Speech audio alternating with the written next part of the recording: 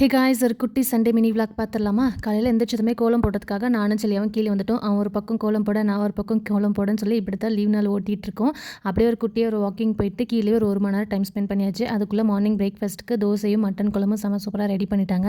பிரேக்ஃபாஸ்ட்லாம் சாப்பிட்டு ஒரு 11:30 போல் ஆடு மேய்க்கிற பாட்டி வந்திருந்தாங்க. சரி, எவ்வளோ நேரம் தான் செல்லியாவை வீட்டுக்குள்ளே வச்சு சமாளிக்கிறதுன்னு சொல்லிட்டு கீழே கூட்டிகிட்டு போய் கொஞ்சம் நேரம் டைம் பாஸ் பண்ணிட்டு இருந்தோம். அதுக்கப்புறம் ரொம்ப வெயிலாக இருந்துச்சு. ஆடு மேய்க்கிற பாட்டி கிளம்பிட்டாங்க. அப்புறம் ரொம்ப நாளாக இந்த விஷயம் பண்ணணும்னு இருந்தேன். அது அப்படியே தள்ளி போயிடுச்சு. இன்றைக்கி தான் அதுக்கு பண்ணுறதுக்கு டைம் கிடச்சிச்சு. என்னன்னா, என்னோட வெத்தலை கொடியோட இலையெல்லாம் கொஞ்சம் அன்ஹெல்தியாக இருந்துச்சு. அப்புறம் அது கொடி ஏறி போகிறதுக்கு வழி இல்லாத மாதிரி இருந்துச்சா, அதனால் நாங்களும் என்னோட பக்கத்து வீட்டு அக்காவோ அதுக்கு ஒரு கம்பமெல்லாம் நட்டு அதுக்கு கொஞ்சம் மெயின்டெனன்ஸ் ஒர்க்லாம் பண்ணிகிட்டு இருந்தோம். அதுக்கப்புறம் நல்ல வெயிலில் மாட்டிக்கிட்டோம்.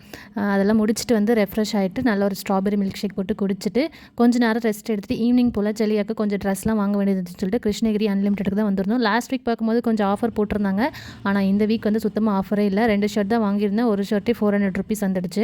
அப்படியே வாங்கிட்டு கொஞ்சம் ஸ்நாக்ஸ்லாம் சாப்பிட்டுட்டு அப்புறம் வீட்டுக்கு கிளம்பி வந்துட்டோம். அப்புறம் எங்களோட சண்டே இப்படி தான் ரொம்ப சீக்கிரமாக போயிடுச்சு. நெக்ஸ்ட் வீடியோவில் பார்க்கலாமா? டாடா பாய்.